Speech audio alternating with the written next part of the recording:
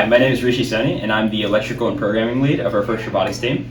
Yesterday, we disassembled our old competition robot and took off the electrical portion. It was a great training session to see for all the new members who have joined the electrical team, and I'm excited to build our note robot for next year. Hey guys, my name is Ethan Cars. I'm the fabrication lead here at the Cleveland High School robotics team, and right now we're just taking apart the old robot and getting all the parts off. And so we're going to start work here soon, actually building the chassis for the robot once we're done with that.